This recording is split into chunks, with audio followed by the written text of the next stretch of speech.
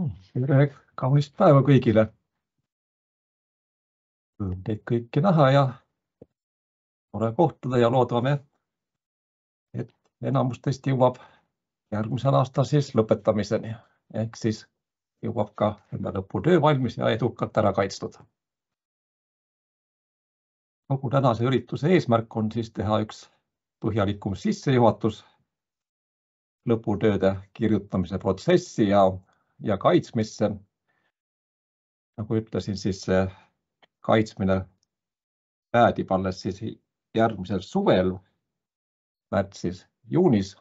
Aga mida varem pihta hakata, seda parem, seda suurem on tõenäosus, et ka edukalt lõppu jõuame. Ja ka tänase ürituse selline üldine formaat on niisugune, et mina Toomas Lepikult koos Siim Vene ja Meelis Antoiga räägime üldisemalt, mida lõputöö ennast kujutab, mida te tegema peaksite, et lõputöö valmis saaksite ja edukalt kaitstud samuti. Võimalik, et tuleb veel siia täiendusi juurde, aga teil on alati jällegi meil võimalus küsida vahele. Nii et isegi siis, kui me siin pikemalt rääkima jääme, katsuge siis vahepeal meid katkestada, kui see jutt liiga pikaks läheb, tõstke ka käsi püsti ja küsige julgelt. Võib need küsimused vahepealt meelest ära minna või oma aktuaalsuse kaotada. Nõndaviisi, aga ma siis alustan oma jutuga. Katsun jagada ekraani.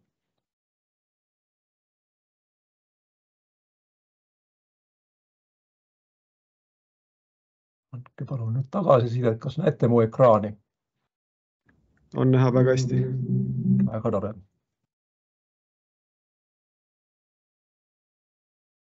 Kas see esitus ka täisekraanis näha on? Ja on küll. Siis on hästi. Nii, et siis alustan enda tutvustusega. Olen Toomas Lepikult. Räägin seetõttu, et olen seda protsessi manageerinud päris palju aastaid juba. Ja kõikide organisatoorsete küsimustega võite julgesti pöörduda minu poole, aga samamoodi loomulikult ka programmijuhtide ning programmijuhtide abide poole. See töö, mida te siit praegust asute tegema, on siis bakalaureuse töö. Et üliõpilaste lõputöid on veel ka teisi liike. Jõuate selle repiastme läbitud, jõuate magistritöö juurde, võib-olla koguni doktoritöö juurde. On olemas veel diplomitööd, see on siis rakenduskõrghariduse lõputööd. Aga kõikide nende tööde ühisnimetaja on siiski see, et see peab olema mingisugune tõend teile, et te olete selle õppekava edukalt läbinud. Mõnes mõttes sarnaneb see bakalaureuse töö kirjutamine tavalisele õppeainele, ette mingisuguseid tegevusi seal, õpite midagi ja lõpuks siis eksamil eksamineeritakse teie teadmisi. Nii et põhimõtteliselt samasugune rütm on ka bakalaureuse tööl, aga siiski tema suur eripära on see, et ta ei mõõda mitte teie teadmisi üksikoskustes. Te läbisite näiteks Java programmeerimise, läbisite võib-olla veel mingid programmeerimisained, mingid protsessi juhtimise ained, sellised üldained, matemaatikat ja filosoofiat olete võtnud. Igaüks neid mõõtis teie mingisuguse spetsiifilises valdkonnas teie teadmisi. Olen ikka võrrelnud seda lõputööd keskaegsest Zunftis meistritööga. Kui üks noor mees sattus keskaegsesse Zunfti, oli ta rätsepate Zunft või kingsepate või veel ükskõik mis erialasi tollal oli, siis ta algselt alustas selline ja õppis meistrite käe all ühesugust tööoperatsiooni juurde lõikmist näiteks, teistsuguseid tööoperatsiooni, taldade naelutamist ja nii edasi. Kui ta kõik need tööoperatsioonid ühekaupa oli piisavalt hästi endale selgeks saanud. No vot, siis ta võis jätkata muidugi selline, näiteks naelutajana või juurde lõikana oma elu lõpuni, kui soovis. Aga vot nüüd tõendid selleks, et ta ikka meistriks ka kõlbab.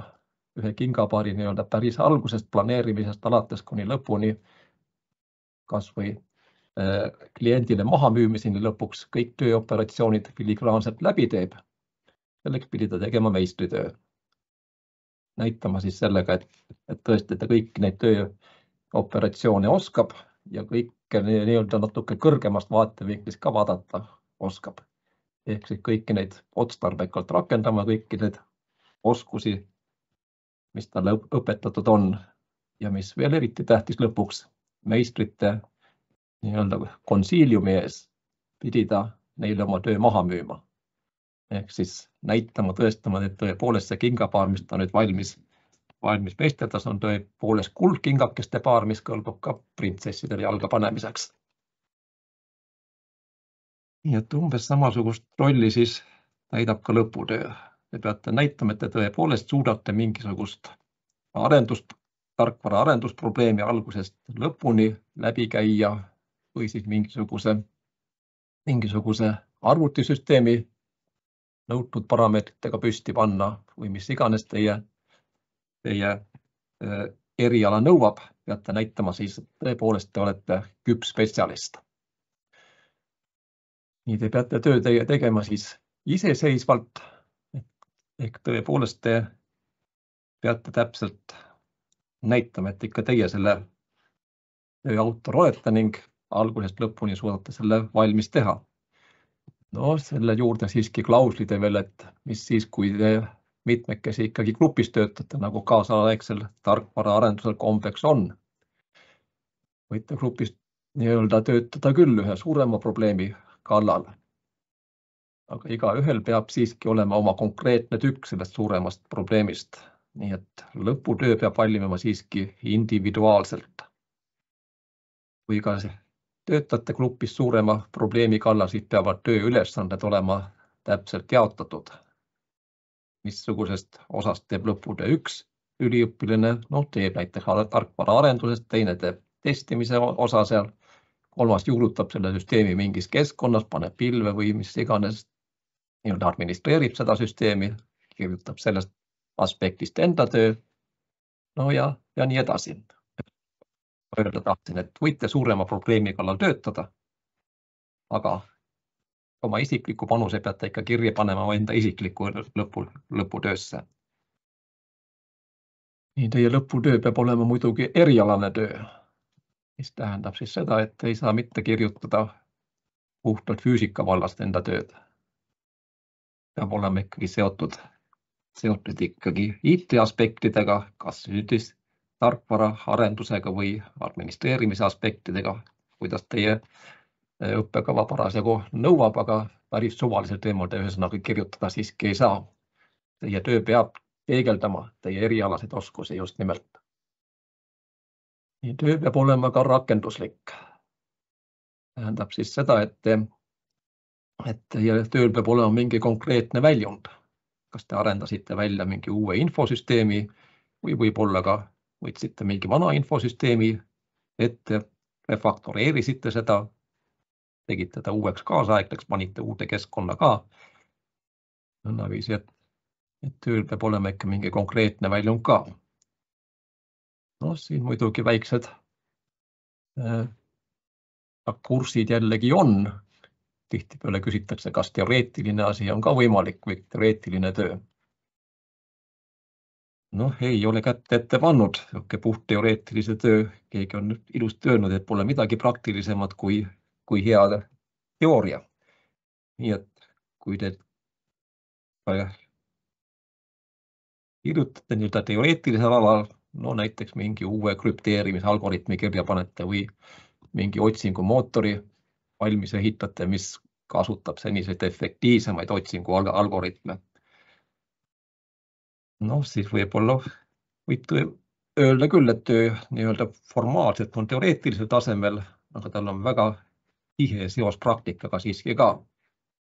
Kui selle uue krüpteerimisalgoritmi mis te valmis kirjutate ja selle põhjal keegi hakkab uusi programme kirjutama, siis teil on teie teoreetilisest tööst väga palju kasu. Ja edasi töö peab olema siis aktuaalne. Tähendab siis seda, et ei võida kirjutada väga aegunud teemal, mis juba ammu moest läinud või kasutuselt läinud on. Enda õppejõu algaastaid meenutan, siis oli igasuguseid andmebaasisüsteeme, vanasti oli DBase'id ja Foxbase'id ja ma ei mäletagi kõik, kuidas teid nimetati. Aga vaat need DBase'id ja Foxbase'id on 40 või rohkem aastat tagasi kasutusele olnud. Nende baasil on küll uued ja paremad süsteemid välja arendatud, aga kui keegi DBase'i peal midagi arendama hakkab, enda lõputööd isegi sel teemal kirjutama hakkab, siis vaat seda aktuaalsuse punkti on ta rängalt rikkunud. See asi ei ole enam aktuaalne. Järgnevalt on tarvis kasutada töös ka analüüsi. Siis tähendab seda, et ärge mõelge, et töö on väga lihtsalt mingi tarkvara tüki valmis arendamine. Saate kusagilt praktika kohast mingi ülesanne, luua mingisugune kasutajaliides mingile süsteemile, öeldakse teile ette ka, mis vahendid te peate kasutama ja nii edasi. Ette oma kodeerimistööd päeva 2 või kuu või 2 ja on mingi suurem kas või see tarkvara jupp valmis, aga vaat see, mis te valmis tegite, ei ole lõputöö. Et lõputööst peate ikkagi analüüsima probleemi samuti. Nagu ütlesin, et ei saa teie lõputöö piirduda sellega, et te näitate mingid väga kitsal spetsiifikal enda teadmisi. Te programmeerimisite Javas mingi tükki valmis, näitasite, et tõepoolest selles Java programmeerimises väga tubli töötaja olete. Te peate ikkagi näitama, et te olete väärt siis õppekava lõpudiplomeid. Nõnnaviisi, et te kõigepealt peate siis näitama enda teadmisi sellest tööst natuke laiemalt ja üldisemalt, ehk siis suutma sättida see ülesanne, mis te saite nii-öelda laiemasse konteksti. Peate suutma näha, mis teil tegelikult siis selle töö raames tahetakse. Edasi siis hakkama ülevaate, mis seda laadi tööde sooritamisel varemalt tehtud on, mis meetodeid kasutatud, mis vahendeid kasutatud, kuidas üks või teine eksperiment näiteks samalaadi töödega siis lõppes, võrdlema neid tulemusi ja nii edasi ja nii edasi. Peate andma laiema pildi enda tööst enne, kui asute seda praktilist osa tegema. Nii et analüüsi osa on väga tähtis või ka kõige tähtsam osa teie tööst, ärge seda vahele jätke. Nii analüüsist või sellisest laiemast vaatest peab välja kooruma ka teie töö metoodika. Tihtipeale küsitakse, mis asi see metoodika on.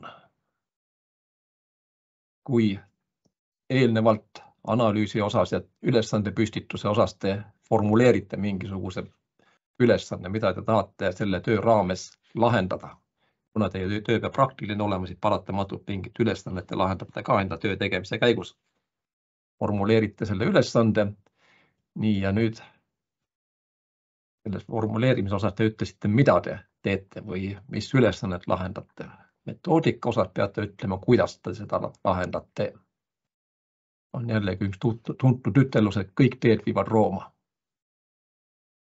Nii, kui seda nüüd siin lahti natuke kirjutada, siis võib öelda, et ühe ülesande lahendamiseks võime kasutada mitmeid erinevaid meetodeid või mitmeid erinevaid lahendusvahendeid. Võib-olla tõesti nad kõik lõpuks võimaldavad selle probleemi lahendada, aga siiski mõni tee viib otsemat pidi Rooma kui mõni teine tee. Ehk siis mõni metoodika sobib selle konkreetse ülesande lahendamiseks, mis teil on paremini kui mingisugune teine metoodika. Näited metoodikatest võib tuua eksperimentaalsed meetodid, prototüübi kirjeldamine või prototüübi loomine isegi. Igasuguste funktsionaalsete, mittefunktsionaalsete nõuete kogumised, teoreetiline analüüs või siis parimate praktikate analüüsid. Metoodikad on üldiselt väga väga palju. Te peaksite kirjeldama siis need, mida teie kasutate. No ja võib-olla kindlasti ka põhjendama, mispärast te just nimelt seda metoodikat kasutate, mitte mingisugust teistsugust. Ja päris lõpus, kui te olete siis kõik need osad siis endale selgeks teinud, kõik ilusti sobilikul viisil kirja ka pannud, ehk siis lõputöö nii-öelda vormistanud, siis peate lõpuks enda töö kaitsma. Ehk siis töö esitama kõrge komisjoni ees ja ka põhjendama kõike. Kõik, mis te seal väidate, peavad olema ilusti põhjendatud, nii et töö peab olema oma loogilise struktuuriga. Ükski väide, et stiilis, et see tarkvara arendamis mingi raamistik on parem kui kõik teised, seepärast seda kasutasin. See ei ole põhjendus, te peaksite siiski selle koha peal võrdlema mingite kriteeriumite baasil üht raamistikku, teist ja kolmandat raamistikku ja sealt siis tegema järeldused, vaat see on selles kontekstis nüüd kõige parem ja seetõttu ma seda kasutan. Ja peate kaitsma ehk siis piltlikult öeldes töö komisjonile maha müüma. Ja tõestame, et tõepoolest tegin väga väärt tüki valmis ja kaude väidata siis ka seda, et vaat selle tüki eest olema väärt bakalaureusekraadi. Ma pean nüüd natuke vahet enda jutuga ja pakun sõna Meelisele. Nii, tervis siis minu poolt ka kõigile. Üliõpilastel on kõige suurem see probleem, et nad ei leia siis seda lõputöö teemat, mida teha, eks. Et tegelikult arendajatel ei tohiks nagu üldse probleemi olla, et vaadata ringi, mis toimub, alati saab mingisuguse IT-vahendiga oma tööd mugavamaks teha ja selleks on siis suht palju võimalusi tegelikult olemas. Lihtsalt tuleb see probleem kuidagi kirja panna ja ma olen alati ütelnud, et kui te suudate oma probleemi 2-3 lausega kirja panna, siis sellest on võimalik lõputöö teha. Et hästi huvitavat tööd tavaliselt on see, kui on endal mingisugune hobi ja seda toetada siis mingisuguse rakenduse tegemisega, mis seda hobit toetab, kuidas leida näiteks sõpru selle sama hobiga tegemiseks või siis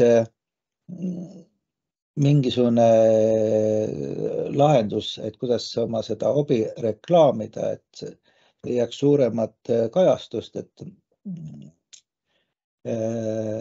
alati võimalik niimoodi selles lõputöö teha. No, nii nagu Toomas juba mainis, et palju selliseid teemasid on võimalik leida siis praktika käigus, kus see tavaliselt selle praktika tegemisest natuke jääb väheks, et tuleb siis uurida, miks seda probleemi lahendatakse, kuidas see lahendus siis maailma paremaks teeb, et kui on ikkagi sellised kindlad parameetrid olemas, siis saab sellest ka lõputööks.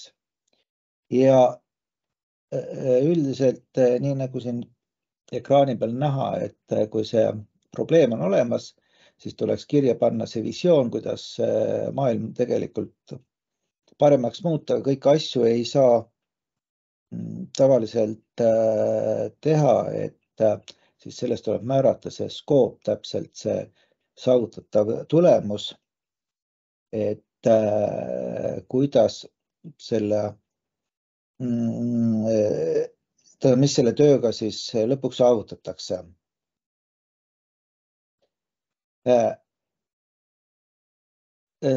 Kindlasti on vaja leida siis erinevad viisid, kuidas seda probleemi võiks siis lahendada ja tuleb leida sealt siis see parim viis ehk see metoodika, kuidas siis saavutada see eesmärk, kuidas siis need funktsionaalsed ja mittefunktsionaalsed nõuded on leitud.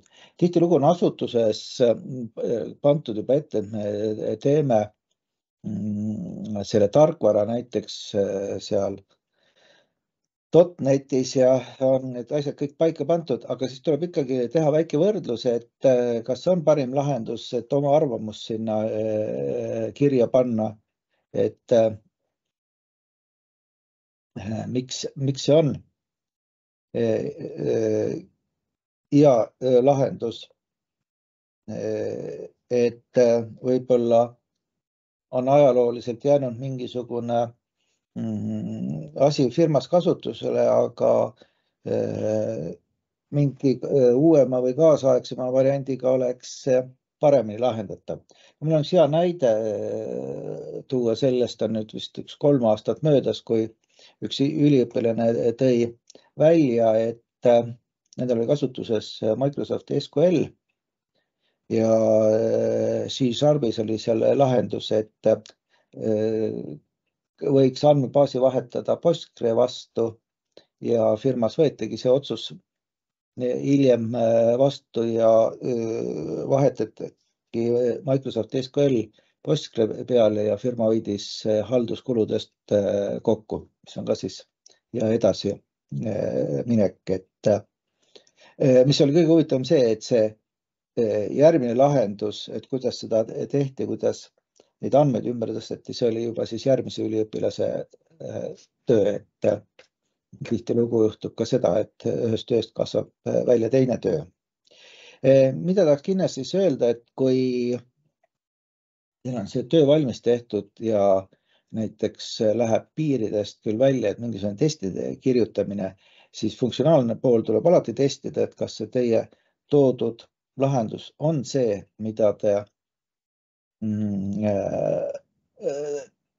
tegelikult tahtsite saada ja kui mõni nõue ei täitmata, siis kas see täidetakse hiljem või asendatakse hoopis mingi teise nõudega, et see tuleks välja tuua, siis kirjeldada, kuidas see maailm siis selle teie lahendusega paremaks läks ja mis tast edasi saab, sellepärast et ükski IT-lahendus ei tohi saada lõplikult valmis, ta peab ikkagi edasi arenema nagu Tallinna linn, et muidu tuleb see Ülemiste vanake uputab ära teie töö ehk teiste sõnadega teie see rakendus mingi aeg jääb jalgu teistele arendustele.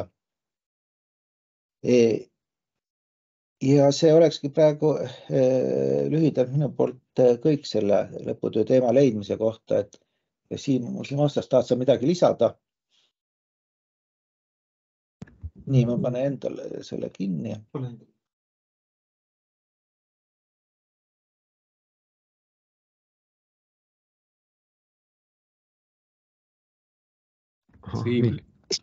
Ja, tere ka minu poolt.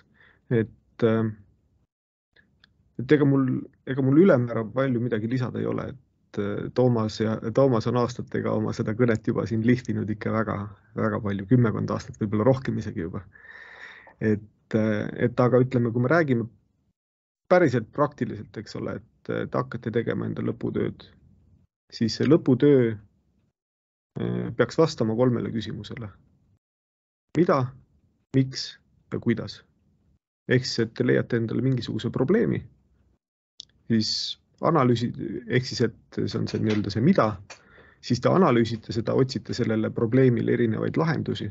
See on see miks ja kuidas on siis mingisugune teostus, ükskõik, kas te siis arendate midagi, kas te ehitate mingisuguse uue infosüsteemi või mõne infosüsteemi komponendi või te ma ei tea, näiteks administreerimise õppekaval ettevõttes näiteks loote GitOpsi raamistiku koos siis arendajatele, et arendajad saaksid näiteks osana enda tarnest juba ka siis konfigureerida või muuta ka siis seda platvormi teenuseid või alusinfra komponente, luua näiteks koormusjaotureid või virtuaalserverid või mis iganes muud asja.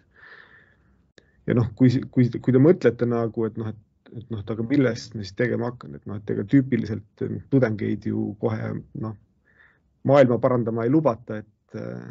et praktika käigus kindlasti mingisugused probleemid, mida te lahendate, sealt võib saada esmast inspiratsiooni nagu nii-öelda oma selle teema leidmisel. Ja kui te kuskil töötate, siis te tihtipeale tegelete mingisuguse probleemiga. Muidu ma arvan, et kui me probleemidega ei tegeleks, siis meid poleks vist vaja isegi. Aga te tegelete mingisuguse probleemiga ja lõviosa siis neid ülesandeid või probleeme, millega te töö juures tegelete, neid on tegelikult võimalik valada lõputööks. Lihtsalt on mingisugune oma niisugune struktuur, mida peab jälgima. Aga jah, et selles osas, eriti kui te erialaselt töötate või kui te olete ka praktika läbinud juba, siis mingit ülesannet teid on sinna võetud lahendama ja suure tõenäosusega seda ülesannet või siis selle ülesandega seotud mingisugust muud temaatikat on võimalik siduda siis ka oma lõputöö nagu idee või teemaga. Ja kui te põrgatate neid mõtteid, et kas nüüd see teema sobib või kas see ülesanne oleks nüüd selle lõputöö kandidaadi vääriline, siis seda võib alati tulla kavajuhtide käest või minu ja Meelise käest võib tulla üle valideerima. Me ei luba küll, et me alati leiame ka teile juhendaja või me ise kõik tööd juhendada võtame, aga selles osas me kindlasti aitame, et ka ütleme see juhendaja leidmine, ka see ise võib olla keerukam ülesanne, kui alguses võib arvata, sest ükskõik, kas me räägime siin siis ülikooli õppejõududest, kes on siis tavaliselt mingisugused juhendajad või teil on töö juurest, on siis kas mõni arhitekt, osakonna juhataja või mingisugune vanem kolleeg, kes on nõus seda juhendama, siis tüüpiliselt töö kvaliteeti või seda tulemust väga palju mõjutab see, et kas see teema, mis te välja valisite, kas juhendaja on selles teemas pädev üldse. Ja isegi kui juhendaja on selles teemas pädev, et kas see teema üldse kõnetab juhendajat. Ehk siis, et see juhendajaga koostöös orgaaniliselt see lõputöö, eks ole, valmib. Mõnes mõttes on ta nagu ka, võib öelda, et ta võib olla ka mentori rollis. Loomulikult see sõltub alati. Aga jah, aga ühesõnaga jah, et miks ja kuidas, jätke endale meelde ja leidke endale mingisugune ja siis selle lõputöö tulemus või lõputöö teema on siis see, mis siis peaks siis seda nii-öelda juhendajat kõnetama. Ma näen siin, Laasil on käsi püsti, et ma praegu siis rohkem enda mikrofoni aega siin ei kuluta sellele ülerääkimisele, mida siin juba Toomas ja Meelis on juba rääkinud. Ja, ma tahtsin küsida, on mind kuulda? Ja, väga hästi. Ja. Ma tahtsin seda küsida, et kas kooli poolt peab ikkagi üks kindel juhendaja olema või saab ka olla, et on töölt see juhendaja nii-öelda, et kooli poolt ei olegi ühtegi juhendajat? Väga hea küsimus. Ja, tüüpiliselt on ikkagi kooli poolt peab olema juhendaja. Et sel juhul töö juurest juhendajaga on tegemist kaasjuhendajaga ning koolipoolne juhendaja sel puhul on rohkem, ütleme, et kes jälgib võib-olla, et seda nii-öelda töö akadeemilisele nõuetele vastavus oleks täidetud. Ja siis see nii-öelda töö juurest nii-öelda oma valdkonna ekspert, eks ole, kes parasjagu juhendab, tema siis on see, kes sisulise poolega lahenduse disainimise ja kõige muuga aitab siis tegeleda. Selge, aitäh. Aga ma ei tea. Ma täpsustaks seda küsimust, et kas juhendaja peab olema informaatika või IT-kolledži kuidagi fakultateediga seotud või võib-olla lihtsalt kooliga? Ei pea. Üks moment, see on sobilik slaid. Et peab olema kõrgharidus ja vähemalt 5-aastane töökogemus selles juhendatavas valdkonnas, nii ütleb meie õppekorraldus eeskiri, mis tähendab siis, et juhendajal polegi isegi tähtis, mis vallas tal see bakalaureuse õppe läbitud on. Aga IT-vallas peab olema vähemalt 5-aastane töökogemus. Need on siis miinimumnõuded juhendajatele. Nii, kas saite vastuse? Ja, aitäh.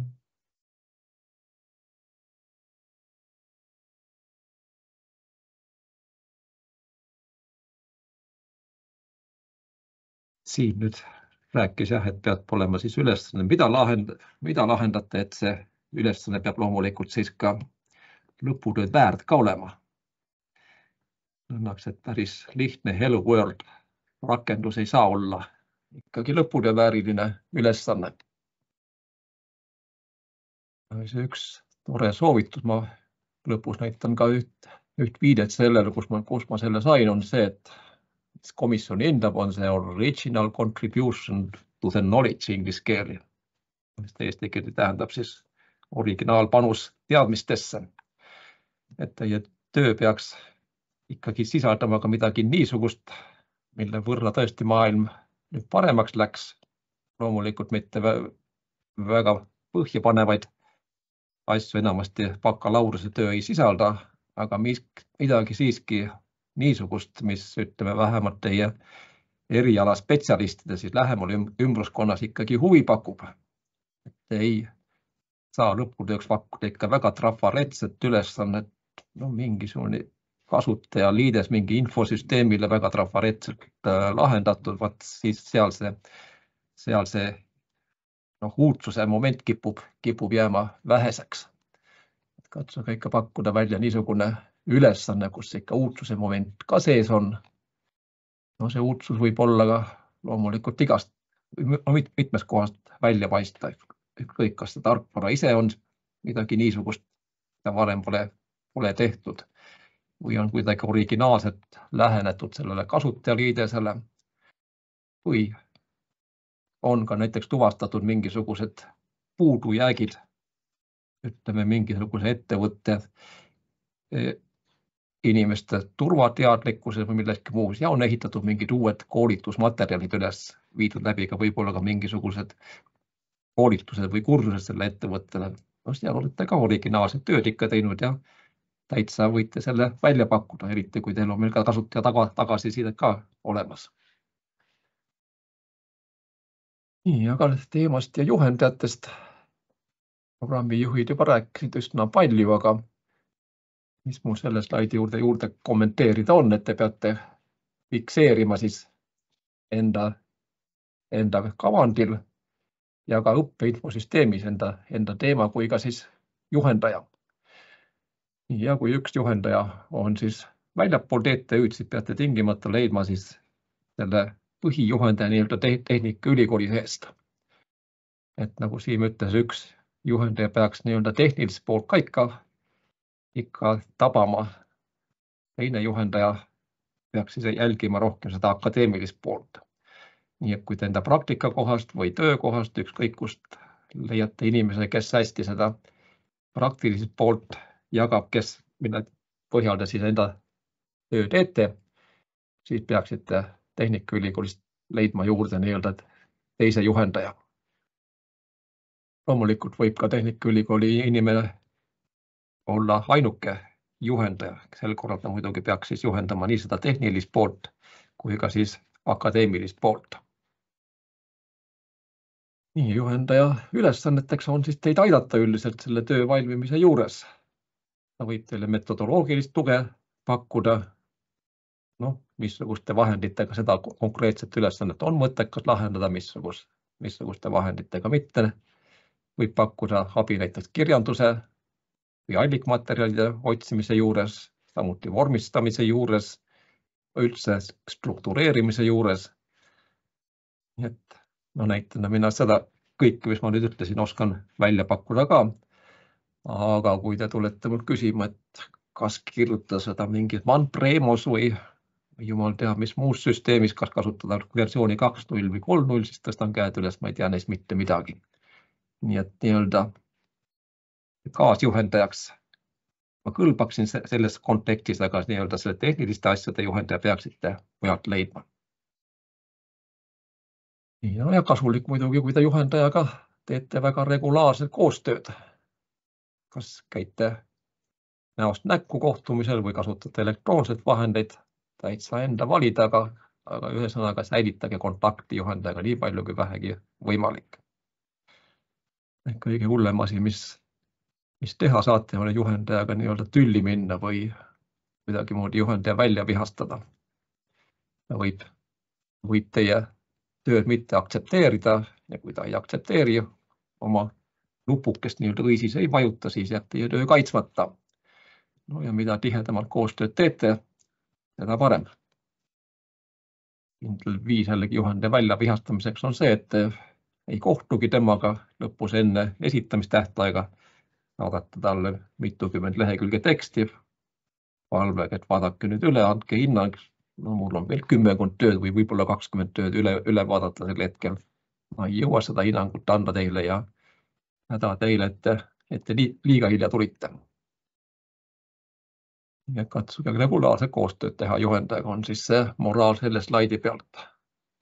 Vaadake nüüd ka täpsemalt läbi paar nii-öelda ametlikku dokumenti, korralduse eeskirja ühes peatükis on täpsemalt räägitud lõputöö koostamisest ja juhendamisest ja muudest asjadest kaitsmisega. Ja samuti natuke spetsiifilisem dokument meie teaduskonna kohta leiate siis selle lingi alt selle. Ega nad pikad dokumendid ei ole. 2, 3, 4 lehekülge, igaüks, aga kasulik on ta enne töö koostamist läbi lugeda. Nii, nüüd natuke siis lõputöö struktuurist või siis kohustuslikest osadest. Nagu näete siin 4-5 kohustuslikku osa on mul siis välja siin toodud. Nõndaviisi, et lõputöö ei ole selline väga üldine essee, kus te kirjutate millestki, annate enda hinnanguid ja nii edasi, vaid ikka kindla struktuuriga dokument. Nii, no see väga üldine struktuur on iseloomulik igasugustele lõputöödele, doktoritööni välja ja isegi teadustöödele. Nõndaviisi, et sissejuhatavas osas peaksite rääkima siis selle töö taustast, kust see ülesanne pärit on, mismoodi seda ülesannet üldiselt lahendatud on ja võite ka siis enda ülesande püstituse sättida nüüd sissejuhatavasse ossa. Veel püstituse kohta seda, et ilus on, kui te ka kusagil veel korra selle ülesande püstituse natuke detailsemalt välja toote. Sissejuhatuseks reeglina sinna kulutatakse umbes 10% kogu töö pikkusest. Bakalaureuse töö pikkuseks on nimetatud eeskirjad 25–30 lehekülge. Nii et kui te 10% sellest rehkendate, siis 2,5 lehekülge ehk. Et sellist põhjalikku probleemi kirjeldust või ülesande püstitust võib-olla piisavalt põhjalikkude sissejuhatuses, kui ta sinna ära ei mahu, siis toogi edasi veel üks eraldi peatükk mängu. Probleemi kirjeldus või ka ülesande püstitus tõepoolest sellist sõnastused, nagu ma nimetasin, ja kirjeldage seal täpselt ära, missugused on lähtetingimused, missugused on nõuded ja kus te siis, mis ülesanne endale püstitate või kuhu te tahate enda tööga siis välja jõuda. Nii et see ülesanne püstitus koos tegelikult siis lõpus lahendusega on need 2 osa, mida iga lugeja teie tööst otsib. Katsuge teha see lugeja töö võimalikult lihtsaks sellega, et näitate või väga reljeefselt ripsutate alla, kus kohas ta selle ülesande püstituse leiab. Ideaalsel juhul on tõepoolest siis sisu korrast juba vaatab vastu niisugune pealkiri nagu ülesande püstitus. Ilma igasuguse probleemita lugeja või retsensendina leiama selle koha üles. Nii, edasi, nagu juba juttu oli, on siis analüüsi osa, kus te näitate siis enda teadmisi kogu sellest problemaatikast üldisemalt. Te võiksite siis anda siis ülevaate siis näiteks kirjandusest, kus siis üldiselt sellise fookusega, et räägite, mida seda laadi ülesannete lahendamisel varem on tehtud või mismoodi need ülesanded lahendatud on. Näiteks, kuidas ühe meetodiga on jõutud nii kaugele, teise meetodiga on paremini töötatud nende aspektide kallal ja kui kaugele ühe või teise meetodiga jõutud on. Selle kirjanduse ülevaate osas võite ka siis jõuda niisugusele järeldusele, et seda on uuritud, seda on põhjalikumalt veel uuritud, aga siin on see nii-öelda teadmiste lünk, mida piisava põhjalikkusena siiani uuritud ei ole. Ja mina enda töös nüüd keskendun just nimelt selle lünga täitmisele. Nii et nagu ütlesin, et see eraldi peatükk ülesande püstitamise juurde, kui teda panna siis siia analüüsi ossa, selle ossa, kus te andsite juba ülevaate kirjandusest, tuvastasid, et siin on see lünk ja nüüd see minu sihtmärk. Tahan lahendada selle probleemi. Nii, aga analüüsi osa on jah kohustuslik. Ja analüüsi sees siis kohustuslik veel kord siis ülevaade kirjandusest või ülevaade allikmaterjalidest, kuhu platseerub see probleem, mida mina lahendama hakkan nii-öelda üldises taustas. Selles osas siis räägite ka missuguseid meetodeid, analüüsi osas, missuguseid meetodeid te kasutama hakkate, ehk siis panete püsti nii-öelda teoreetilise raamistiku enda töö jaoks. Nii ja võite muidugi analüüsida ka siit töövahendeid. No tüüpiliselt siin analüüsitakse näiteks programmeerimiskeeli, mis potentsiaalsena võib-olla sobivad minu ülesande lahendamiseks, võib-olla raamistikke, võib-olla testimismeetodeid, mis tarvis rakendada on ja nii edasi. Kõik võimalikud töövahendid, mida te kasutate, võite siis selle koha peal nii-öelda läbi analüüsida ja näidata või tõestada, et see asi on nüüd parim minu töö lahendamiseks. Nii järgneb siis nii-öelda töö praktiline osa, neid meetodeid, mida te analüüsi osas siis formuleerisite, nende meetodite baasil siis viite mingi praktilise töö läbi või konstrueerite seda konkreetset lahendust enda püstitatud probleemile. Nii, no see osa koos töö tulemuste kirjeldusega on kõige mitte formaliseeritum osa teie tööst nii-öelda. Analüüs käib enam-vähem ikkagi üldiste seaduspärasuste või eeskirjade järgi, aga mismoodi te nüüd konkreetselt mingit välja valitud raamistikku enda konkreetse ülesande programmeerimisel või muidu lahendamisel kasutasite, mis tulemusteni jõudsite. Siin üldiselt stampe ette pole antud siin, nii nagu töö käis, niimoodi siis seda ka kirjeldate. Nii igal tööl siis peab olema ka tulemus, ehk siis kust te siis välja jõudsite. Ingliskeelsetes töödes tihtipeale nõutakse ka niisugust peatükki nagu conclusions, järeldused. Jõudsite tulemusteni välja küll, aga nüüd siis järeldused või siis vastused neile uurimisküsimustele, mida te siis eespool püstitasite. Nii, no need järeldused või conclusion võite siis kirjutada selle jällegi nõutud osasse kokkuvõtte, kus te siis lõplikult kokku võtate, mida te töös valmis saite. Selles osas siis võite üle korrata, missugune oli ülesanne, mida te endale seadsite, missuguste meetoditega selle siis lahendasite. Ja nüüd järgmine ja kõige tähtsam osa, te peate andma siis vastuse küsimusele, millele te lahendit otsisite. Kui te defineerisite uurimisküsimused ülesande püstituse juures, kõik uurimisküsimused, mis formuleerisite, need peavad olema ka vastatud kokkuvõttes. No jällegi üks soovitus, et töö peab olema loetav ka sissejuhatuse ja kokkuvõtte baasil. Kui mõni komisjoni liige või ükskõik kes teine, kes teie tööd loeb, aga ta hirmusas ajahädas on, ei jõua kõike otsast lõpuni neid 10 lehekülge läbi lugeda, siis ta loeb sissejuhatust ja kokkuvõtet. Nende kahe baasil peab sissejuhatuses olema siis formuleeritud ülesanne, mida te lahendate ja kokkuvõttes formuleeritud ka vastused sellele probleemile või ülesandele, mida te lahendasite. Nii et need kaks on väga vastutusrikast osa, sissejuhatuse ja kokkuvõtte. Pöörake piisavalt palju tähelepanu nende kirjutamisele. Nii, aga 2 tükki on alati kuuluvad kokku.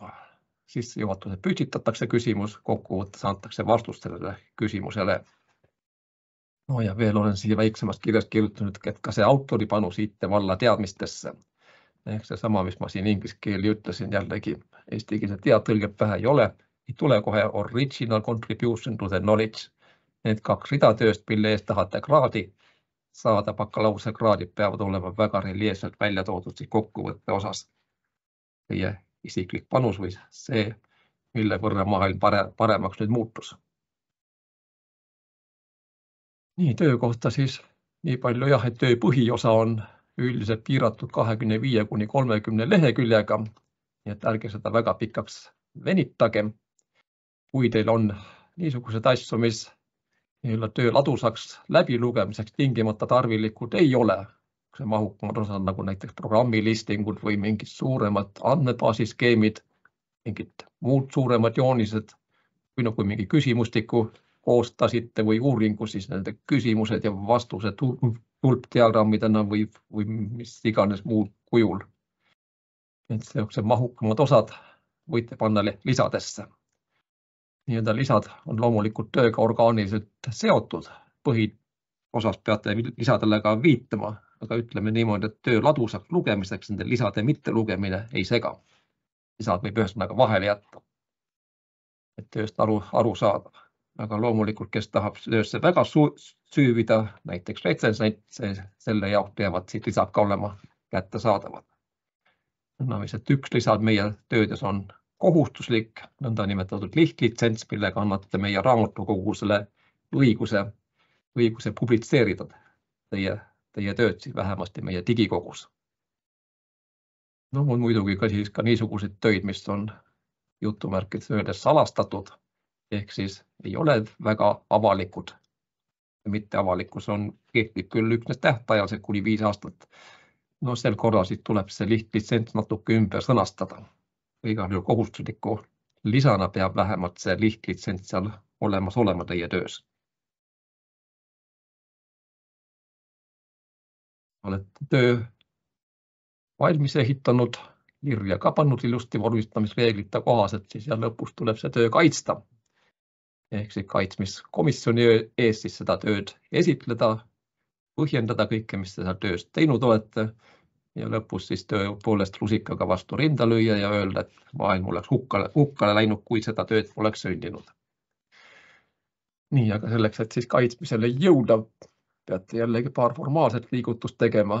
Kõigepealt jällegi siis või siis täitma lõputöö teema deklaratsiooni, millega siis avaldate lõplikult soovi kaitsma tulla.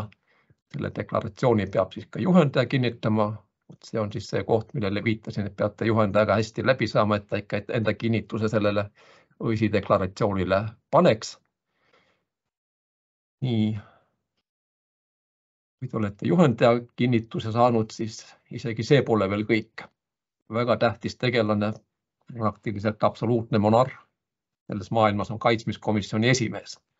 Nii et isegi kui juhendaja on oma kinnituse andnud, et see töö vastab nõuetele, võib kaitsmiskomisjoni ees siiski veel öelda, et ei, see töö kaitsmisel ei lähe, kuna eelkaitsmisel näiteks see tingimus, mis sätiti, on täitmata. See osa on juurde kirjutamata näiteks või miski muu nõue, mis eelkaitsmisel esitati, on täitmata. Nõndaviselt kaitsmiskomisjoni esimehe käes on veel üks nupp, millega võib teie kaitsmisele pääsemist takistada. Ehk siis nüüd jällegi moraal sellest jutust, kõik, mis teile soovitatakse eelnevates komisjonides, kavandi kaitsmisel või eelkaitsmisel, võtte tingimata arvesse enda töö vormistamise juures, sest see võib saada muidu komistuskiviks lõppkaitsmisele pääsemisel.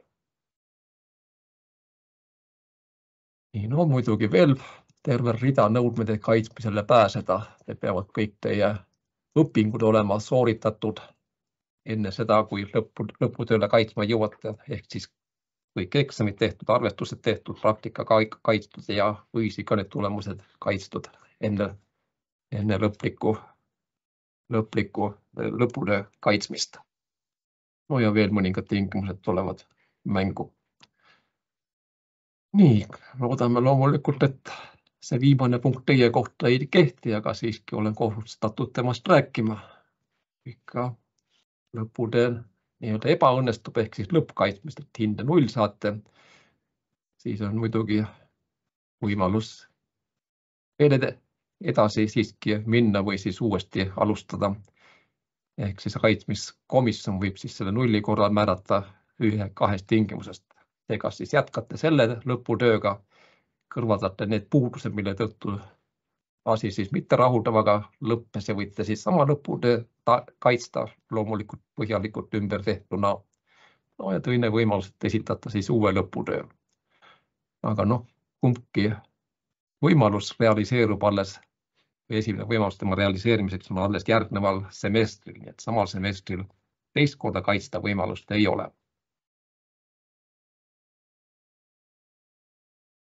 Kaitsmisprotseduurist üldiselt dissertatsioonide kirjutamine. Dissertatsioon on nii-öelda kõrgemal tasemel lõputöö. Doktoritöö nimetatakse dissertatsiooniks juba, aga see kaitsmine on väga-väga vana traditsioon. Nii kaua, kuni ülikoolid on eksisteerinud, umbes 1000 aastat, nii kaua on ikka töid kaitstud. Nii et ta on väga lihvitud ja isegi pidulik protsessioon vastandina tavapärastele eksamitele. Ehk siis seal on siis oma rituaal käib, seal on kaitsmiskomisjon ja nagu ütlesin, kõige tähtsam on see kaitsmiskomisjoni esimees. Tema siis annab sõna ja võtab sõna. Nõndaviis, et temasse tuleb väga lugupidevalt suhtuda. Kui te enda kaitsmiskõnet alustate, siis kõigepealt pöördute kõige tähtsama isiku poole saalis, loomulikult kaitsmiskomisjoni esimehe poole. Alustate nii: lugupeetud kaitsmiskomisjoni esimees, kaitsmiskomisjoni liikmed ja nii edasi. Nii et igal pöördute esimesena kaitsmiskomisjoni esimehe poole ja midagi rääkima hakkate ka alles siis, kui kaitsmiskomisjoni esimees teile selleks sõna annab. Ta võib anda teile sõna vastamiseks, retsensendi küsimustele vastamiseks näiteks või kaitsmiskomisjoni liikmete küsimustele vastamiseks ja nii edasi. Nii et omavooliliselt ta kunagi sõna ei võta alles siis, kui kaitsmiskomisjoni esimees teile selleks sõna annab. Ja kuna on piduliku sündmusega tegemist, siis absoluutselt mitte lubatud on siis hilinemine kaitsmisele. Et kaitsmise rütm on üldiselt niisugune, et igasele kaitsmisele kulub enam-vähem 30 minutit, aga mitte täpselt, sõltuvalt sellest, kuidas asi edeneb, võib natuke rohkem minna, võib ka natuke vähem minna. Teile on teada kaitsmispäeva algul, missugune on kaitsmiste järjekord, mitte ei ole öeldud teile nüüd teie kaitsmise täpne kellaaeg, aga te võite selle ligikaudu siis rehkendada selle järgi, mitmendana te esinete ja mis kell kaitsmised siis algavad.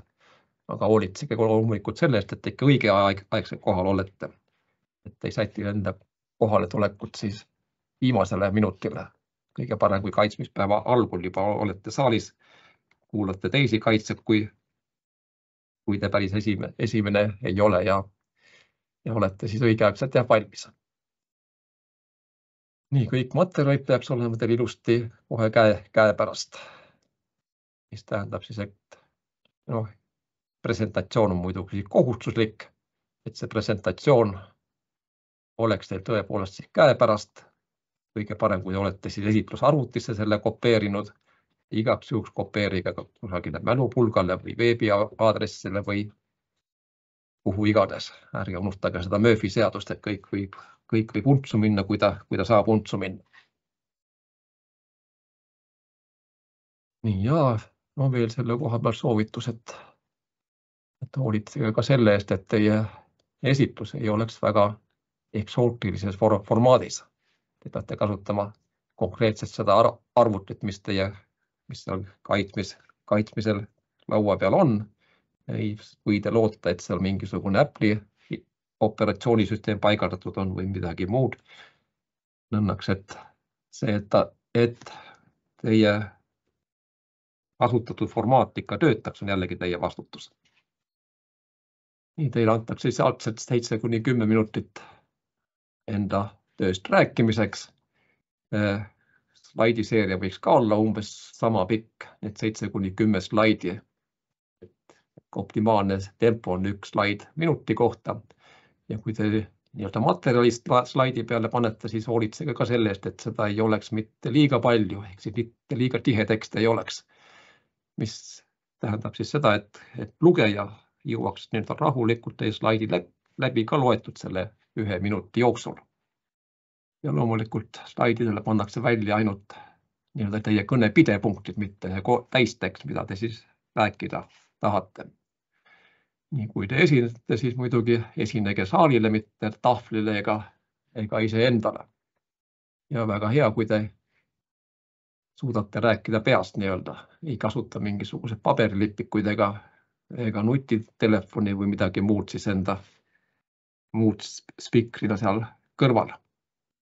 Nii, ja katsuge rääkida siis sellises stiilis, et tegite ikkagi midagi väga ilusat ja põhjalikku, valmis, väärikalt olete valmis sedasi kaitsma.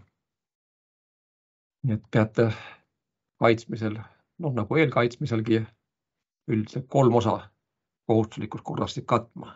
Esiteks ülesande püstitus, mis ülesannet te lahendate, teine siis see metoodika, millest rääkisin, mis vahenditega seda ülesannet lahendasite, ja kolmandaks siis tulemused või ka see conclusion või kokkuvõte, missuguste tulemuste nende välja jõudsite ja seesama 2 rida, mille poolest maailm paremaks muutus teie töö tulemusena.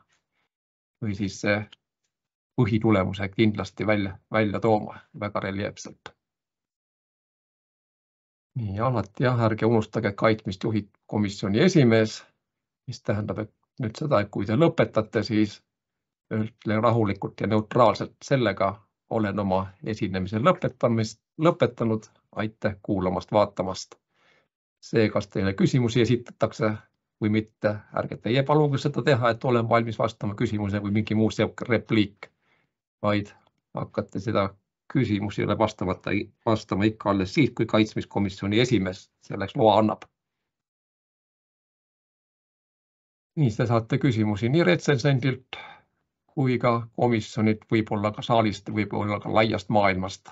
Nii et kui te neile vastate, siis vastake ikkagi konkreetselt ja täpselt. Ja veel üks soovitus, et ärge kunagi hakake nii-öelda hämama või jahuma, kui te teate küsimusele vastust väga hea, rääkige täpselt, mida te teate ja andke konkreetne ja täpne vastus. Kui te ei tea, siis võite diplomaatiliselt vastata, et see küsimus, aitäh, muidugi kõigepealt tänate huvitava küsimuse eest, see paraku minu töö skoopi ei kuulunud, aga katsun edaspidi asja uurida, on selline diplomaatiline laveerimine. Või kui on selline küsimus, mille kohta te midagi oskate vastata, midagi ei oska ka, siis jällegi ärge hakake väga fantaseerima, vaid räägige konkreetselt täpselt seda, mida te teate ja võite jällegi veksli anda, et edaspidi uurin põhjalikumalt. Nii, kui te olete lõppsõnani jõudnud või jällegi kaitsmiskomisjoni esimees teile lõppsõnaks sõna annab, siis on jällegi traditsiooniliselt see koht, kus enam edasi ei diskuteerita tööteemadel, vaid tänatakse.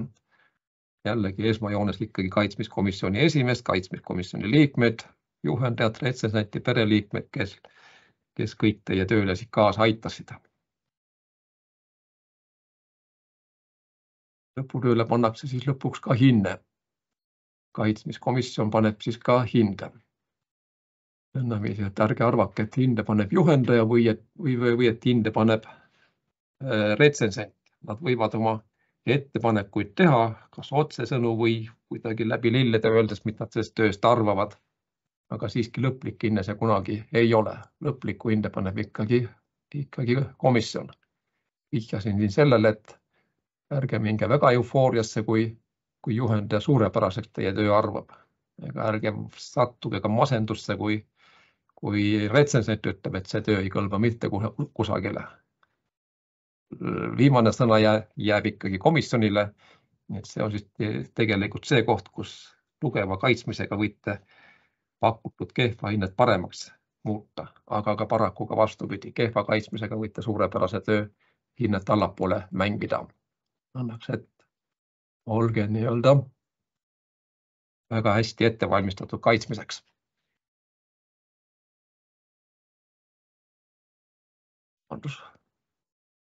Aga mida siis hinnatakse? Siin allpool on viide meie hindamismaatriksile. Ma võin üritada ka seda lahti teha, need oligi ilusti. Nii tõepoolest selline tabel või maatriks, kus on siis esimesse veergu sätitud hinnatavad kriteeriumid ja ridadesse siis vastavad hinded, küll mitte väga täpselt, päris joonrauaga mõõta ka teie töid ei saa, aga piisavalt täpselt siiski, missugune peaks olema siis hinne näiteks teema aktuaalsuse kohta keskpärane, peaks olema siis konkreetses organisatsioonis on probleem lahendatud uudsel viisil, aga selleks, et hinne oleks juba tugev selle aktuaalsuse kohta, peab see teema olema uudne kõikide sarnaste organisatsioonide jaoks. Ja seda liiki probleemide lahendus ei ole teada, mis tähendab, et seda uutus on natuke rohkem välja joonistatud ikkagi kui selle keskpärase hinde korral. Õnneks, et see link sellele hindamismaatriksele on teile kättesaadav, vaadake ta siis jällegi läbi, et nii-öelda sihte seada enda töö tegemise juures. Nii et siin on siis üles loetud need samad kriteeriumid, mida te hindamismaatriksi esimesest veerust juba nägite või millest ma siin juba puudutanud ka olen. Töö teema aktuaalsust ja praktilisust hinnatakse, edasi siis töö struktuuri, oleks ikka nii-öelda analüüsi osa olemas, töö ülesande püstitus oleks selgelt formuleeritud, kasutatud meetodid ja allikad oleks ka piisavalt nii-öelda adekvaatsed ja põhjalikud. Loomulikult ka tulemusi hinnatakse, uuritakse, kas andsite vastuse selle püstitatud küsimusele või probleemile või mitte ja tähtis on ka töö vormistamine. Nii et ärge siin jällegi väga lihtsalt enda head hinnet maha mängige. Et kui te suurepärane töö on, aga igasugust slängi ja kirja vigu ja muid ikkagi paksult täis on, siis need kõrgemad hinded on niimoodi väga lihtne maha mängida. Pöörake ikka põhilist, ikka väga palju tähelepanu ka siin vormistamile ja loomulikult samamoodi ka kaitsmisele. Nagu juba nimetanud olen korduvalt, et lõpphinde annab ikka komisjon. Ja see, kuidas te komisjonile esinete, see vahetu mulje on tegelikult väga tähtis ikka hinde kujunemise juures samamoodi.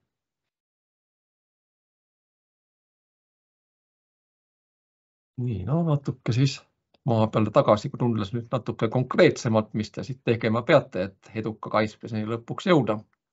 Kõigepealt peate esitama kavandi.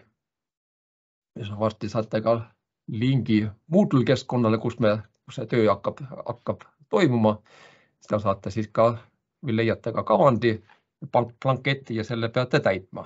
Umbes 2–3 lehekülge peate siis kirja panema, mis on siis teie töö teema, kes on juhendajad, edasi kirjutama midagi töö aktuaalsuse teemade, aktuaalsuse kohta, töö praktilisuse kohta, kuni sinnamaani välja, et panete kirja ka esialgse sisu korra ja kavandatavad allikad. Nii et see on siis kavandi kohta, nagu ikkagi siis igasuguse maja projekteerimine algab ikka projektist või plaanist, umbes niisugust ülesannet täidab ka siis töökavand. Et paratamatult kehva projekti põhjalt head maja ikka valmis ei ehita, samuti on siis ka teie lõputöö ja kavandi vahekord. Peate siit tegema põhjaliku kavandi, et siis edasi edukalt liikuda. Nii see kavand tuleb siis ka ühe komisjoni ees kaitsta. Ajavahemikul, mis siin kirjas on, selle kaitsmiskomisjoni ülesandeks on kõigepealt muidugi hinnata, kas see töö on või see kavand on töö valmimise seisukohast perspektiivikas või ei ole. Olete tegemas näiteks piisavalt aktuaalset teemat või on ikka see, mis te välja pakkusite, sedavõrd vananenud teema, et sellel pole mõtet edasi liikuda. Nii et hinnangu andmine kavandile, kas ta on perspektiivikas või mitte ja kui hinnatakse perspektiivitakaks, siis loomulikult pakub see komisjon välja ka parandamisvõimalusi või mis selle kavandiga tuleks veel siis teha, et see töö tõepoolest hea oleks või siis annaks hea põhja selle töö valmimisse. Nii, kui see kavand on kaitstud, kaitsmiskomisjoni nõuandega arvesse võetud, tähendab korrigeeritud kavand, siis tuleks see ka allkirjastada teie ja juhendaja poolt. Kui juhendajaid 2 tükki on, siis piisab ühest ehk siis põhijuhendajast. Nii, laadida see allkirjastatud kavand ka siis üheks kuupäevaks üleks Moodle keskkonda Nii, ja kui see tehtud on, siis näete, on juba pikem ajavahemik, umbes 2 kuud töö kirjutamiseks, kuni lõpuks siis eelkaitsmiseni välja. Nii et eelkaitsmiskomisjon on siis järgmine komisjon, mis teid üle kuulab. Aprilli lõpus, maikuu algul ta siis töötab. Selleks hetkeks peaks olema tööst põhiosa valmis. Kui küsitakse mu käest täpsustusi, kui palju ikka valmis peab olema, siis standardvastus on mul 95%. Aga ega seda täpselt jälle joonrauaga mõõta ei saa, aga tähendab see siis seda, et töö põhiosad peavad kõik valmis olema, alates sissejuhatusest kuni kokkuvõtteni. Selliseid tühje pealkirju üldiselt eelkaitsmiskomisjon ei aktsepteeri. Et aega järgmiseks esitamiseks, lõplikuks esitamiseks, näete siin vahemikus on ikkagi väga vähe. Nii et midagi kapitaalset juurde kirjutada sel ajal enam ei õnnestu. Õnnestub see ka redaktsioonilisi laadi muudatusi teha, võib-olla mõnda kohta rohkem rõhutada, teist kohta jällegi tagasi tõmmata. Nii et niisugust struktureerivat ja redaktsioonilist tööd annab teha selles vahemikus, mitte ka kapitaalset ümberehitamist. See siis tähendabki kokkuvõttes 95%, mis ma räägin. Ärge mõtke seda nii-öelda joonlauana mõõdetud suurusena, vaid ikka selle tähendusena, et töö peab põhiosas valmis olema. Väga väike võimalus on veel siis tööd korrigeerida. Nii et eelkaitsmiskomisjoni ülesandeks on kõigepealt siis otsus teha, kas teie tööd saata lõppkaitsmisele või mitte saata. Et siis peab prognoosima, kas selleks järgmiseks kuupäevaks 13. maiks saab töö niisuguseks, et ta on edukalt kaitstav või ei ole. Nii et soovitan eelkaitsmistele tõsiselt võtta ja mitte liiga vähe tähelepanu sellele pöörata, sest tõepoolest eelkaitsmisel on palju suurem võimalus läbi kukkuda tegelikult kui lõppkaitsmisel. Ja kui otsustatakse lõppkaitsmisele suunatud, siis määratakse ka retsensent. Üldiselt niisugune eriala inimene, kes on selle teemaga, millal te töö kirjutasite, põhjalikult tutvunud või ongi see tema põhieriala või põhitöö ülesanne, siis kritiseerib teie tööd nii positiivsetest kui negatiivsetest aspektidest, kirjutab siis oma retsensiooni, mis sisaldab üldiselt ka küsimusi. Küsimuste arv on üldiselt varieeruv. Esineb retsensioone, kus pole ühtegi küsimust kirjas, aga on esinenud ka niisuguseid, milles on neid küsimusi kaugelt üle 3 lehekülje. Õnneks, et olge kõigeks valmis. Aga see keskmine küsimuste hulk on ikkagi kusagil 3 ja 5 vahel. Aga loomulikult, kuna retsensent on ikka asjatundja, siis need küsimused enamasti on nii-öelda naela pea pihta. Küsitakse ikka väga sügavuti teie töö kohta, et olge siis valmis vastama. Et see retsensiooni saate ka paar tööpäeva enne kaitsmist kätte, et saate ka loomulikult siis valmistuda selleks vastamiseks. Õnneks, et retsensendiga diskuteerimiseks saate võimaluse eelnevalt valmistuda vastandina nüüd komisjoniga ja auditooriumiga diskuteerimisele. Neid küsimusi, mis sealt tulevad, te üldiselt ette ei tea. Et peate olema siiski kompetentne ka neile vastama. Ja loomulikult, nagu siin eespool ütlesin, kui ikka ei tea vastust, siis ka andma ausalt tunnistama, et seda ma ei tea ja kui on, siis võite ka nimetada põhjendust, miks te ei tea seda. Pole seda uurinud või ei kuulu tööskoopi näiteks. Ja kui retsensent on siis oma retsensiooni esitanud, jõuab siis aeg lõpuks siis lõppkaitsmiseni.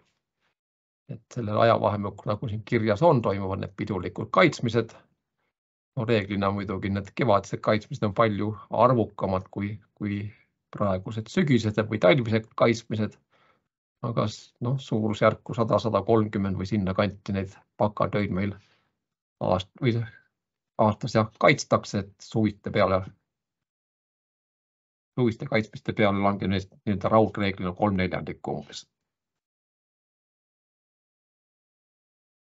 No nii.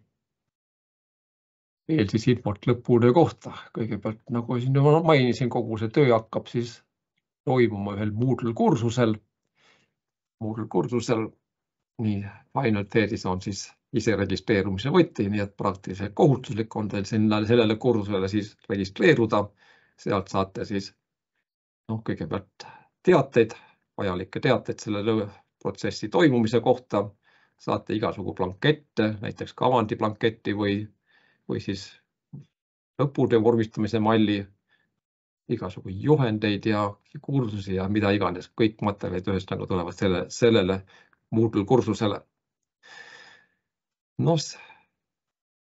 Vormistamisreeglid, vormistamismallid ja muud kasulikku leiate siis ka meie lõputööd kajastavat lehel teiselt osalt.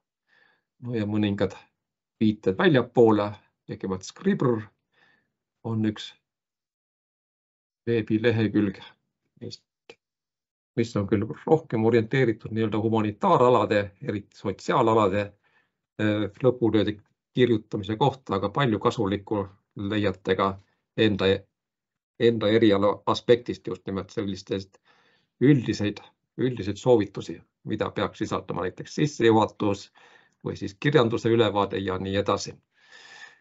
Nii et üht-teist abi leiate selle koha pealt.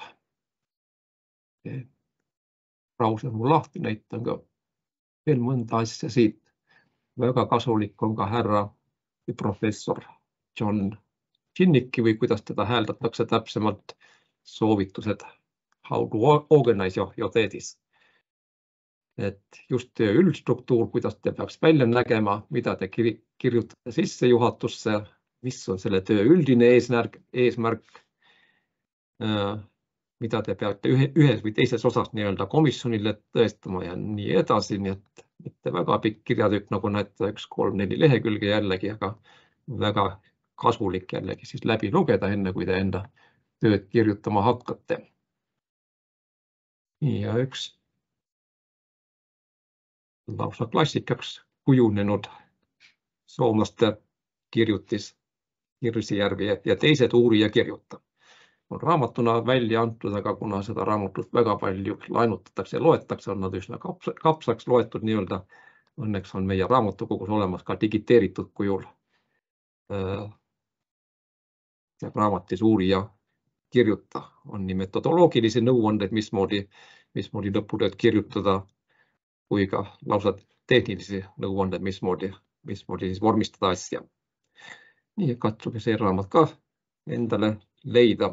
Digiteeritud kujul võite ta endale alla laadida ja kasutada siis käsiraamatuna. Nii, ongi minust lõpuslaid. Aitäh tähelepanu eest. Ja nüüd siis küsimuste vastuste voor lõpuks.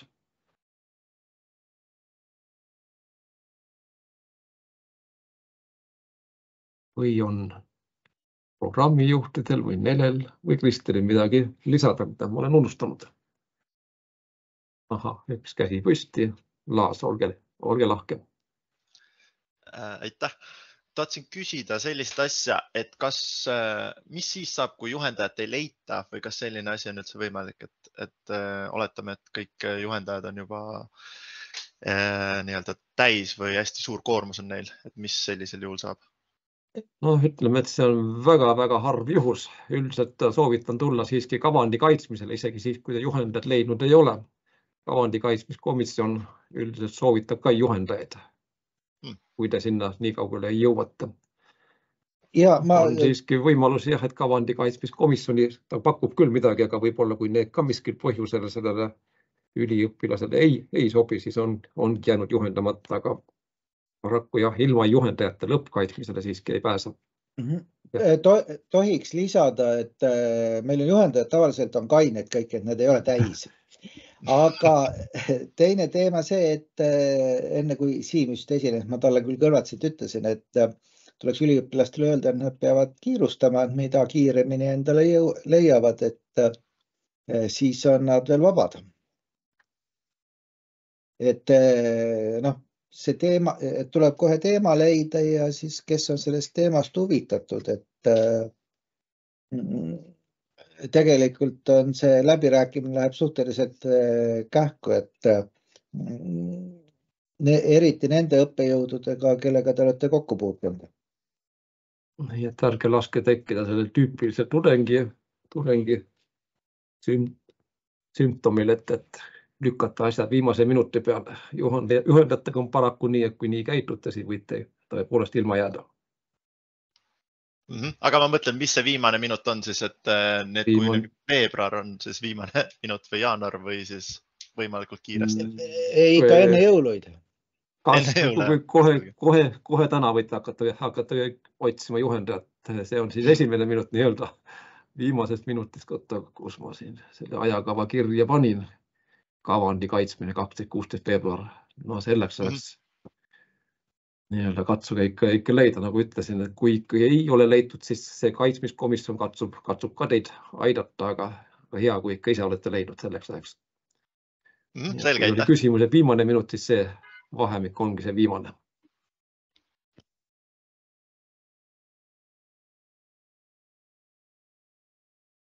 Kas on võimalik, et näiteks kavandi kaitsmine ka ebaõnnestub ja siis tuleb järgmisel aastal tulla? Kavandi kaitsmine, nagu ütlesin, et tõepoolest on selline võimalus olemas, kui olete ikka väga räbala kavandiga tulnud, kus tõendi ülestande püstitust ei olegi või ei saagi aru, mida te nüüd teha tahate. Või nagu tõid näite, et hakkate mingi FoxPro teemal tahate hakata tegema, siis tuleb muidugi kavandi kaitsmine selles mõttes lugeda ebaõnnestunuks. Aga kaitsmiskomisjon võib muidugi anda soovitusi ka uus kavand esitada. Aga nagu näete, väga palju vahemikku siin ei ole.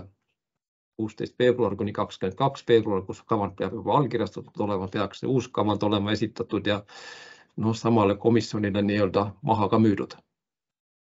Et siin on võib-olla see sama, Kaidot vist ei ole praegu meil siin, et Kaido Kikas ütleb, et juhendaja on see, kes saab üliõpilase juhtme kokku ja see tuleb kokku ajada enne, kui see kavand üldse esitatakse. See tähendab seda, et kõige parem soovitus on ikkagi tihe koostöö juhendajaga, sellepärast see juhendaja ongi vajalik. Ja kindlasti just nüüd selle koolipoolse juhendajaga, sest koolipoolne juhendajal on kogemus olemas, et kas see teema sobib,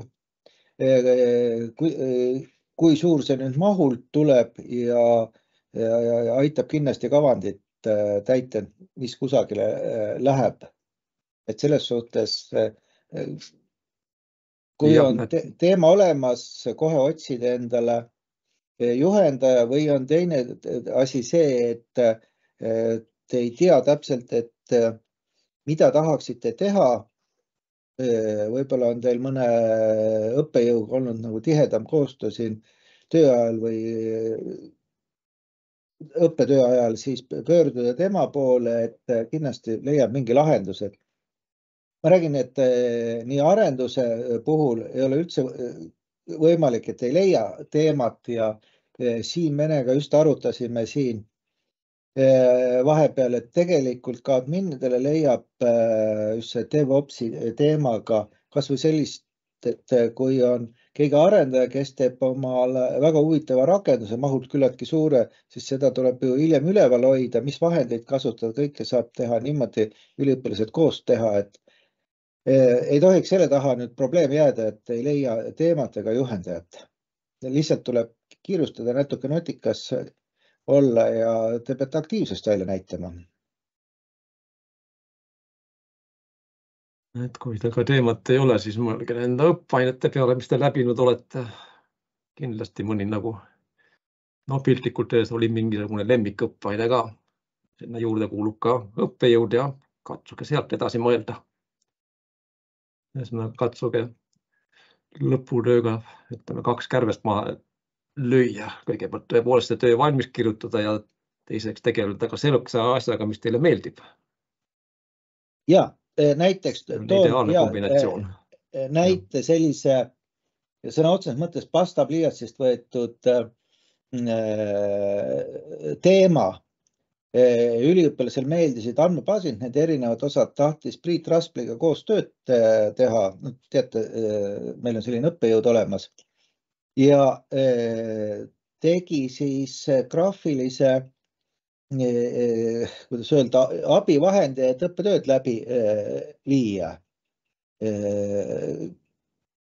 Ma ei tea, kas Priit seda nüüd kasutab ka või ei kasuta, aga saigi selline täitsa huvitav lahendus teha ja nii palju, kui mina mäletan, see oli vahetult enne koroonat, et see töö sai ka väga hästi kaitstud, et väga huvitav teema ja minu teada ta läks magistratuuri selle teemaga edasi. Täiesti pastapliiatsist tõmmatud teema, lihtsalt et tahtis õppejõuga koos teha.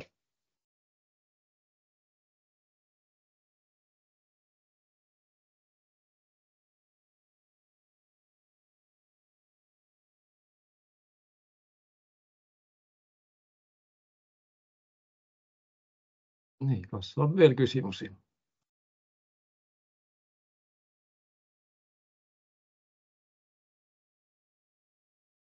Ahah, näen siin chatis on terve rida küsimusi.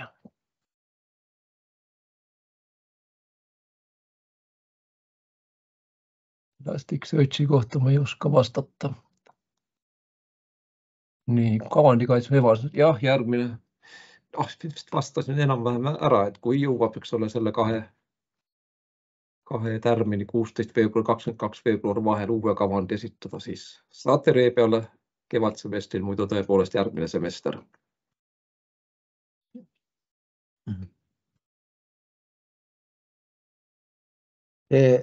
Ma vaatan seda Jens Kristjan Liivandi teemat, jumala kihvt teema, ma arvan, et siin leiaks kohe vähemalt pooled õppejõud tahaksid seda juhendada ja see on üks see teema, mida saaks kohe magistratuuri edasi minna ja ka doktoraat juurde teha. Aitäh. Jah, et kui see on küllaltki raske, aga kui idee on edasi veel õppida, siis väga hea teema.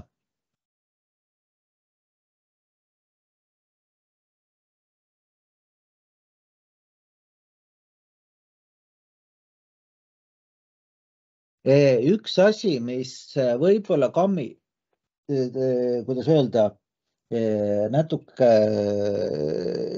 paneb piire, et tuleb mõelda natuke kastist välja, et tegelikult üldse IT-d tehakse ju selleks, et mingit põhitegevust toetada. Et isegi asutused, kes loovad mingit tarkvara, nendel on tegelikult kaks osapoolt, et üks osapool on siis see, millega teenitakse raha, teine osapool on see, mis hoiab seda üleval, eks. Et see, millega teenitakse raha, see on kindlasti siis, kuidas öelda, ärisaladus ja see on selline pool, mida lõputööks on raske teha, aga see teine pool, et kuidas seda äripoolt arendada, sealt saab neid teemasid kui palju, lihtsalt tuleb tuua välja see, et kuidas läheb see asi paremaks, eks, et selles suhtes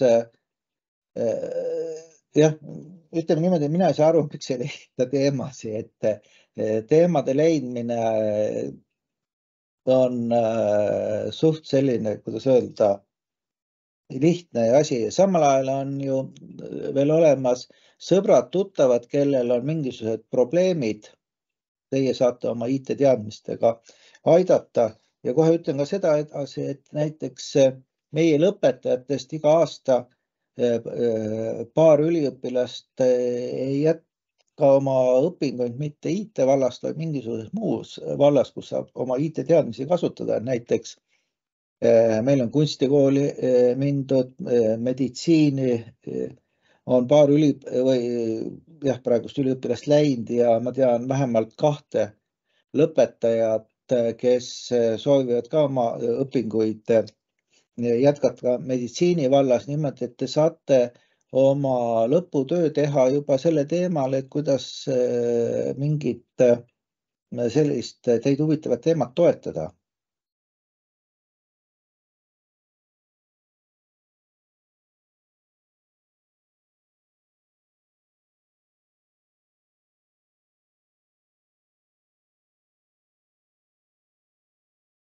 Nii, ma leidsin vahepeal üles ühe lõputöö, mida ma teile nüüd näidata tahaksin.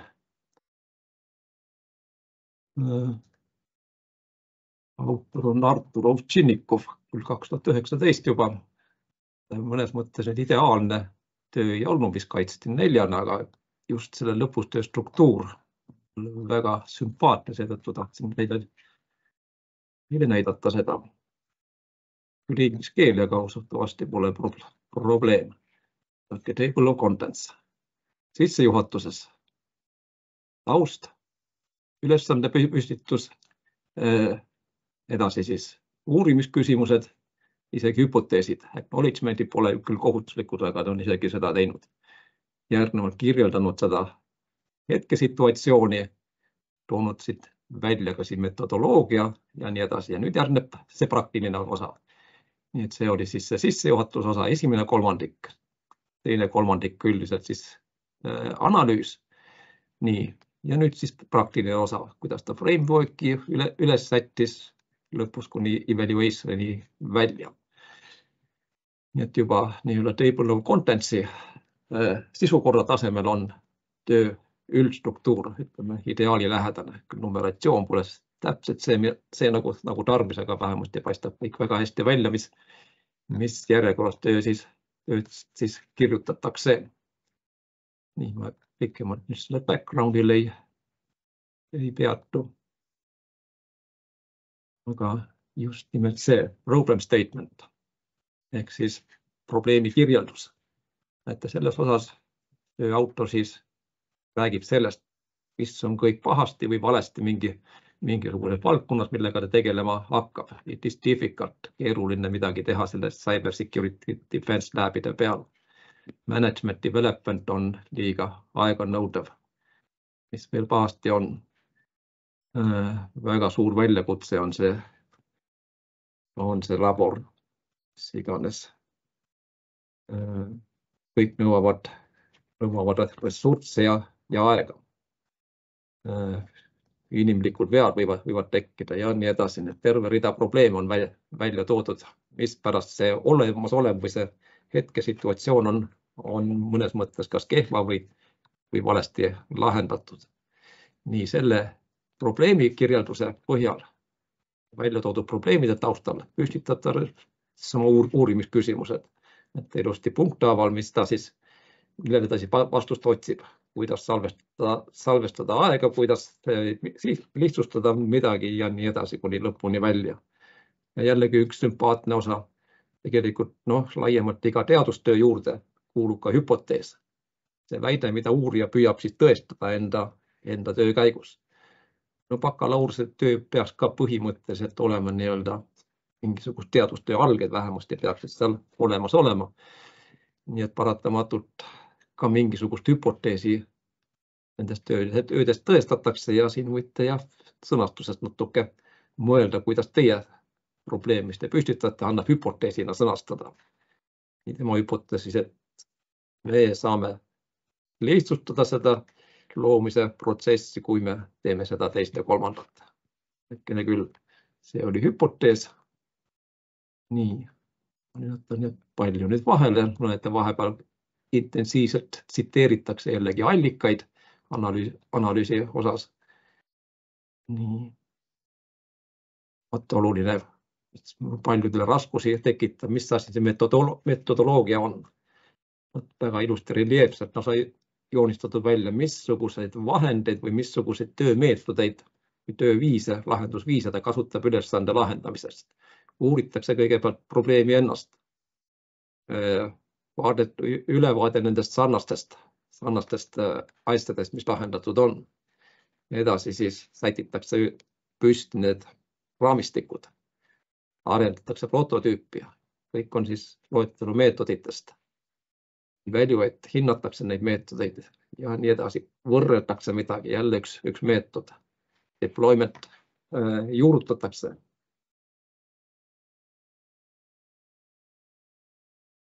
Ja nii edasi. Nägite ligi 10 meetodit loetati üles, mida selle väikse töö juures siin rakendati.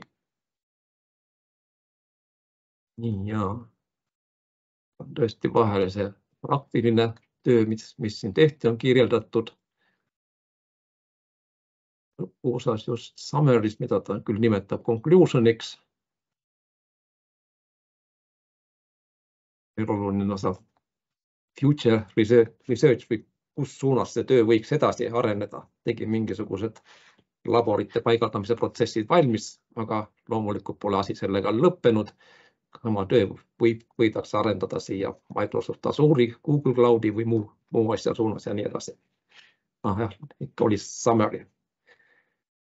Nii, kõigepealt korratakse üle, mis oli siis ülesanne, missuguste meetoditega see lahendati ja nüüd järgnevad vastused nende uurimisküsimustele, mida ma nägite, oli siis sõnastatud. Special generic virtual machines were created and migrated ja nii edasi. See raamistik, mis loodi, töötas nii teisiti ja andis paremad tulemusi kui see eelmine protsess. Nii, ja lõpuks nüüd tähtis osa siis oli püstitatud hüpotees, mäletate eespool, therefore it proves that. Tegelikult siis, et see hüpotees on nüüd tõestatud. Tahtsin seda rõhutada, et näete selles viimase kokkuvõtte osas antakse vastused uurimisküsimustele ja ka siis väide selle hüpoteesi kohta. Tõestati praegusel juhul võimatu, et hüpotees ümber lükatakse, aga selles mõttes on ka negatiivne tulemuseks. Tahtsin rääkida või näidata, missugune võiks töö üldstruktuur olla ja selline üldpõhimõtte töö ülesehitamise juures. Äkki on selle kohta küsimusi kerkinud või ka laiemalt küsimusi.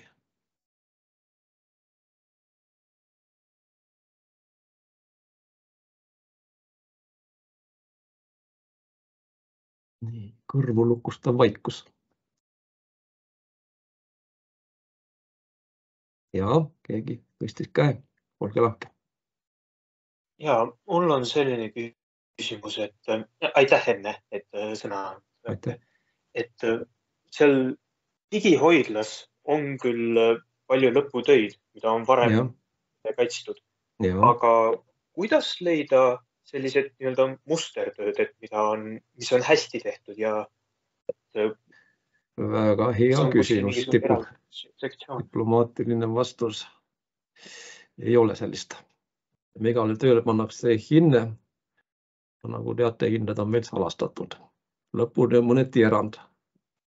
Selles mõttes, et vähemasti pärast kaitsmissessiooni hõigatakse need hinnad avalikult välja. Et vähemalt ühes kohas on nad avalikult ka. Aga sellegi poolest need hinded ise nüüd digikogust küll välja ei paista.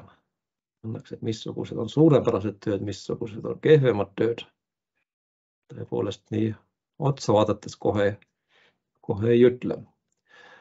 Aga kui te tahate ikkagi teada saada, kas see töö on suurepärane või keskpärane või alla selle, siis näidake juhendajale jälle ja küsige tema käest.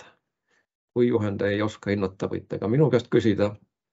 Heal juhul meie olles siis kaitstud tööde kohta saan hinde ka välja uurida.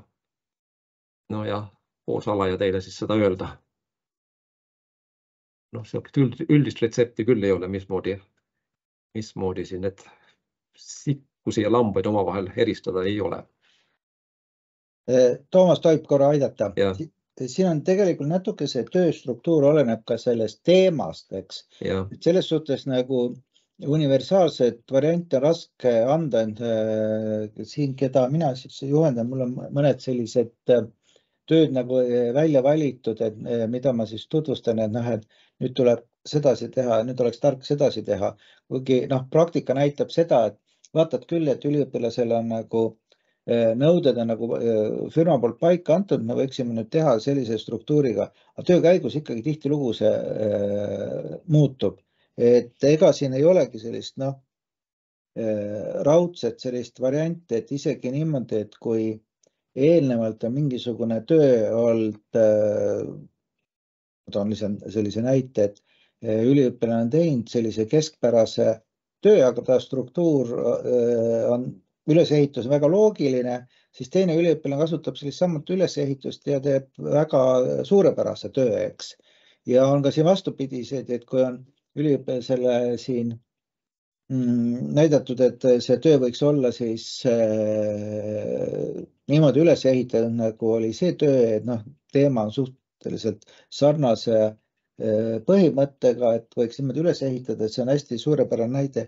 Üliõpilane hakkab seda järgi tegema, ta ei olegi suuteline seda täpselt niimoodi järgi tegema, et selles suhtes näiteks Priit oma juhendatavatel ütles, et kuritegu on mõnda teist tööd ette näidata, sellepärast et kõik lahendused on ikkagi individuaalsed ja lõputöö peabki siis näitama, kuidas üliõpilane seda eesmärki saavutab.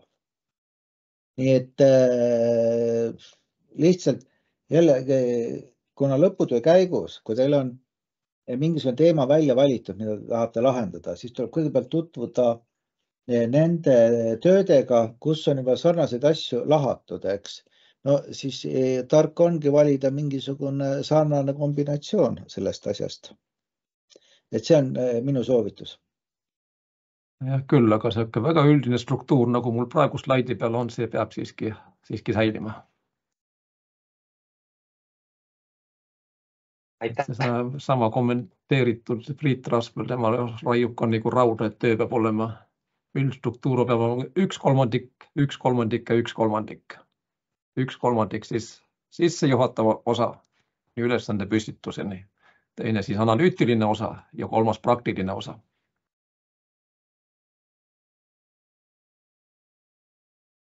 Siis, kui sellega slaidi konteksti viia, siis see esimene 1/3 on kõik sissejuhatus. Teine on siis analüüs ja 3. osa on siis see töö käik ja töö tulemus.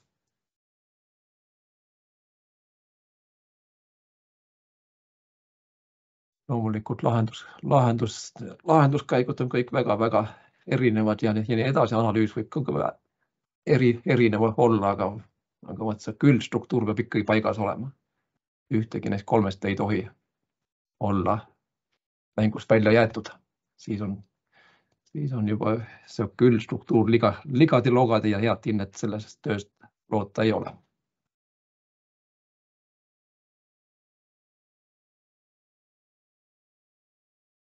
Nii, aga kas võime lõpetama hakata või on veel küsimusi? Nii, aga eks küsimustega võite edaspidigi pööruda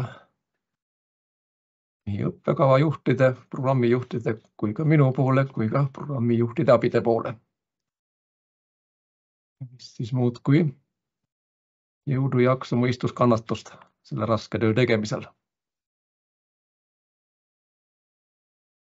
Nii et nagu öeldud, asuge kiiresti juhendajat otsima, head juhendajad on defitsiit. Ja ärge ka töö enda kirjutamisega siis väga venitage. Paratamatult lõpus tekib see situatsioon, et näe, üks päev jäi puudu. Nii, ja kõikide muude soovide seas siis ka ilusaid jõulupühi kõigile.